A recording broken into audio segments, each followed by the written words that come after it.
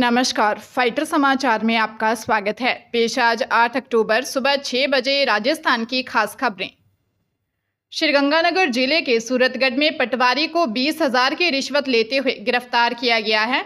परिवादी श्रवण कुमार निवासी संगीता तहसील सूरतगढ़ ने एसीबी को दी शिकायत में बताया कि मैं 40 बिघा अराजी रकबा रास काश्त करता हूं।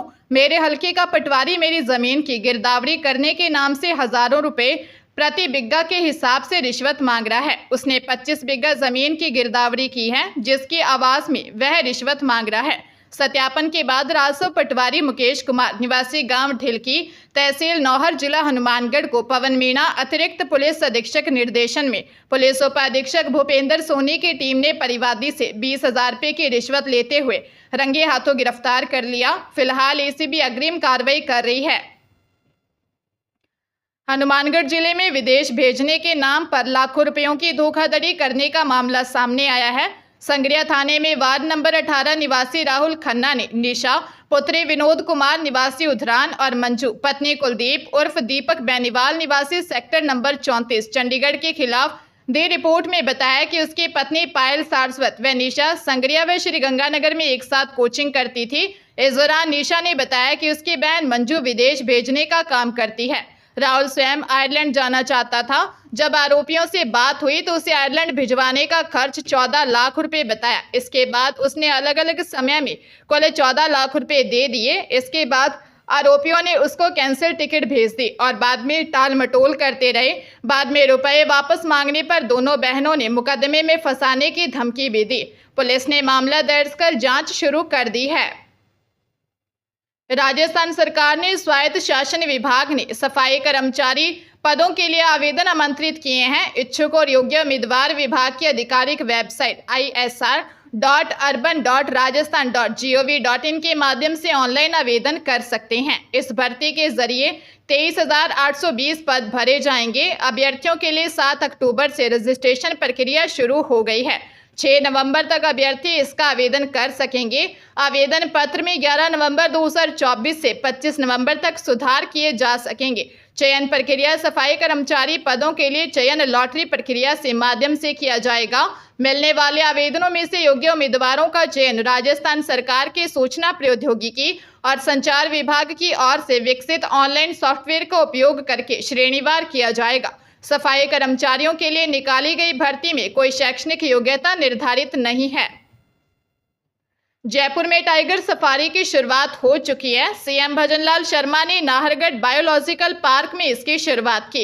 ये प्रदेश का पहला ऐसा जू है जहां पर्यटक बंद गाड़ियों में टाइगर को भी देख सकेंगे। इधर उद्घाटन समारोह में पहुंची हेरिटेज मेयर कुसुम यादव को एंट्री नहीं मिली। दरअसल फंड की कमी की वजह से ये प्रोजेक्ट काफी देरी से अटका हुआ था। सफारी के लिए यहाँ बाघ बाघिन का जोड़ा नागपुर से लाया गया है। इसके लिए एंट्री भी 200 रुपये प्रति व्यक्ति होगी। बताया जा रहा है कि ये प्रदेश का पहला चिड़ियाघर है जहां पर बंद गाड़ियों के अंदर टाइगर सफारी होगी। यहाँ आने वाले पर्यटकों को बंद जिप्सी और कंटेनर में सफारी करवाई जाएगी। इससे पूर्व कार्यक्रम में मुख्यमंत्री भजनलाल शर्मा, यूडीएच मंत्री झाबर सिंह खरा और वन मंत्री संजय शर्मा का वन विभाग की ओर से स्वागत किया गया। इसके बाद सीएम ने जिप्सी में बैठकर सफारी भी की। हरियाणा में विधानसभा चुनाव के लिए वोटिंग के बाद आज 8 अक्टूबर को काउंटिंग होगी। इसको लेकर सोमवार को रिहर्सल भी हुई। 53 स्ट्रांग रूमों में ईवीएम मशीनें रखी गई। ईवीएम को सुरक्षित रखने के लिए 3 लेयर की सुरक्षा व्यवस्था की गई थी। पुलिस अधिकारी किशन चंद ने कहा कि पहली लेयर में आईटीबीपी, दूसरी में आर्म्ड फोर्स और तीसरी लेयर में हरियाणा पुलिस के जवान हैं। साथ ही हर स्ट्रांग रूम पर सीसीटीवी कैमरे से नजर रखी जा रही है। विधानसभा चुनाव लड़ रहे विभिन्न पार्टियों के कैंडिडेट और इनके अधिकृत एजेंट भी कंट्रोल रूम में सीसीटीवी के जरिए पूरे हालात पर नजर रख रहे हैं। कई जिलों में तो कांग्रेस व अन्य दलों की ओर से ईवीएम की सुरक्षा को लेकर अपने स्तर पर भी प्रबंध किए गए हैं। कुछ कैंडिडेट के वर्कर स्ट्रांग रूम के बाहर ही टेंट लगाकर बैठ गए हैं। राजस्थान पाठ्य पुस्तक मंडल में 78 शिक्षकों को डेपुटेशन पर लगाने के मामले में नया विवाद खड़ा हो गया है। मंडल ने पिछले साल 100 पदों पर कर्मचारियों को डेपुटेशन पर लेने के लिए आवेदन मांगे थे। इसमें शर्त थी कि शैक्षणिक कैडर के अलावा कर्मचारी आवेदन नहीं कर सकते, केवल गैर शैक्षणिक कर्मचारी ही आवेदन कर सकते हैं। लेकिन पिछले दिनों जब शिक्षा विभाग ने पाठ्य पुस्तक में डेपुटेशन के आदेश जारी किए तो हर कोई हैरान रह गया। नियम कायदे ताक पर रखकर जिन 87 कर्मचारियों के यहाँ प्रतिनियुक्ति पर लगाने के आदेश हुए, उनमें से 78 तो शिक्षक थे। अब बड़ा सवाल उठता है कि जब मंडल के डेपुटेशन पर लेने के नोटिफिकेशन में स्पष्ट अंकित था कि केवल गैर शैक्षणिक कर्मचारी ही लगाए जाएंगे, तो इतनी बड़ी संख्या में शिक्षकों को मंडल में लगाने के आदेश किसकी सिफारिश से जारी हुए। पंजाब पुलिस ने गैंगस्टर लॉरेंस बिश्नोई से जुड़े जग्गा धुरकोट गिरोह के 7 सदस्यों को हथियार समेत काबू किया है। इसे विदेशी मूल के हैंडलर जग्गा धुरकोट द्वारा ऑपरेट किया जा रहा था। आरोपियों से 5 पिस्तौल, 32 बोर व 8 कारतूस व मैगजीन मिली है। पंजाब के डीजीपी गौरव यादव ने सोशल मीडिया अकाउंट पर पोस्ट डालकर यह जानकारी दी है।